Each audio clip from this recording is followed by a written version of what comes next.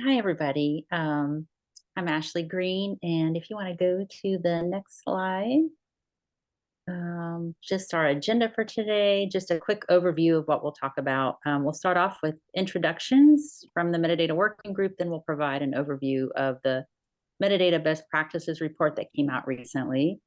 We'll then highlight the recommendations that came out of that report, as well as the results from the hub survey we did recently. And we'll then look at next steps based on the report and the survey results. And then we're going to offer you a sneak preview of a webinar we have coming up. Okay, so I want to introduce the current members of the Metadata Working Group. Ashley and I have already introduced ourselves. And I know Dominic's not here today. Dominic is our DPLA person on the group, so we thank him for his participation and his support.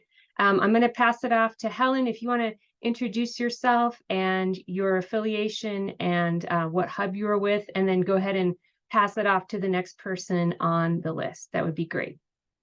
Hi, everyone. I'm Helen Baer. I'm the Digital Projects Librarian at Colorado State University in Fort Collins, and I'm a member, like Amy, of the Plains to Peaks Collective, our university is. Latoya, I believe, is not on the call right now, so I'll just briefly introduce her, and she is at NARA. And I'm going to turn it over now to Michael. Hi, everybody. My name is Michael Stewart. I am a metadata librarian at the University of Delaware, and I'm the metadata specialist for the New Jersey Delaware Digital Collective, which, as the name suggests, is the Jersey and Delaware hub. And I will pass it over to Molly. Hi, I am Molly Bryan, and I am the manager of metadata services at the New York Public Library. Great. Thanks, everybody. And I really appreciate everyone's work on this group this year. Okay, so I want to talk a little bit about the report authors, who are a little bit different than the people who just introduced themselves. 3 of us are carried over from last year. So myself, Michael, and Molly were all members of the group last year, and then Latoya joined us at the very end of last year. But I want to acknowledge the other members from last year who worked on the report. So Erica Boudreau from NARA, Graham Dethmers from Hati Trust, Rachel Sinise from Georgia State, and then very special recognition goes to our co-chairs from last year, Nicole Lawrence from Digital Library of Georgia and Elliot Williams from University of Texas at San Antonio.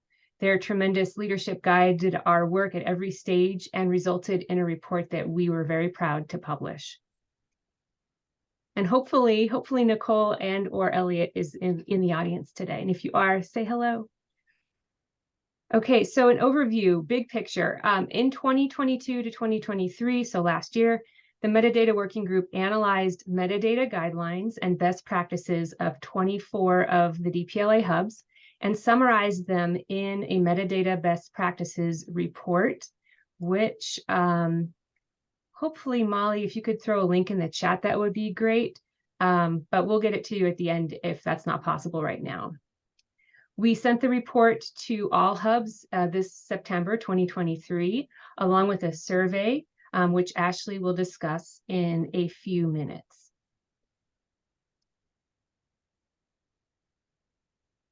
Okay, so I mentioned that there are 3 of us in this year's working group who also worked on the report, and I hope that among the 3 of us, we can answer questions that you might have about our method. But in case we don't have all the information that you're looking for, we'll do our best to find out and get back in touch with you. We have an email address for those types of questions on the last slide. So that caveat out of the way, here's a brief description of the method we use to analyze the guidelines. Each of us was assigned around 3 hubs for the initial analysis phase. For each hub, we gathered and standardized information about each element. For instance, title, description, rights, coverage, etc. And in the next phase, we compared each element across the hubs. We summarized and discussed each element. And during this phase, we standardized the information we gathered, particularly related to requirement and content. For instance, when discussing the content requirements for a particular element, we decided on using the values required, recommended, strongly recommended, optional, and unknown. You can see more details about this part of the analysis in the method section of the report, if that interests you. And then finally, we made recommendations for further work if they were warranted. And what we meant by warranted was whether variability in the hub guidelines for a particular element could impact DPLA's front end and or related projects like Wikimedia, or where there's just field usage that needed clarification. So that's sort of a summary of the method we used for analyzing and producing the report. And now I'm going to turn it over to Ashley. All right, so out of the report came recommendations, as you see, and these are a condensed version of the recommendations that came out of the report. I won't read them all to you, but I'll give you a second or two to look at them. And as you might notice, some deal with things like Wikimedia, while others speak to specific properties such as genre and format.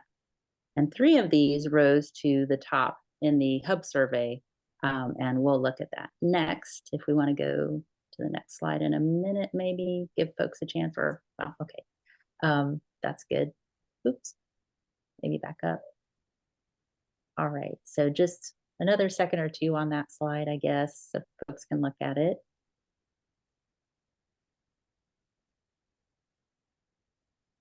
And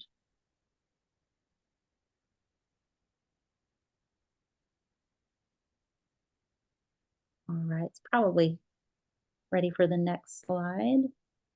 All righty, so so the All Hub survey, you know, which went out recently, and hopefully you saw that. But when we surveyed hubs recently about their preferences for which of the recommendations they'd like to know more about, these are the 3 areas that rose to the top. And what's interesting is that what rose to the top was also what our working group had been thinking about working on. So this ended up being a kind of happy synthesis, really. We also want to point out that we have 48 hubs and we had 24 survey responses, but multiple people from one hub may have responded. So we're not quite sure about how the breakdown was in terms of responses. You know, these were anonymous responses, but we feel it was a pretty good response rate. And this feedback has been really helpful and will help inform our future work. We'd also like to point out that at this stage, we are still in the planning phase, and we'd like to get ideas and suggestions from you all attending the webinar today, too. And I'll just throw it out to my colleagues in the Metadata Working Group. Do you all want to jump in and add anything to that?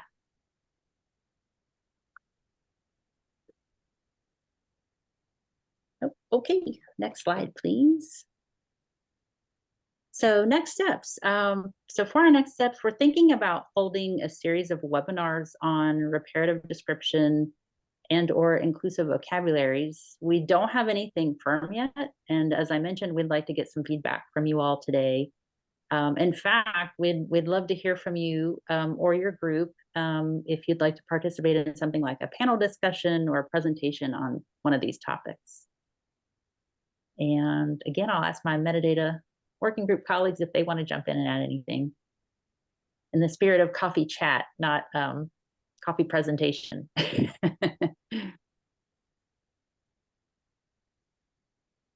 No, all right. And so I guess we're ready for the next slide. Helen. Hi, everyone.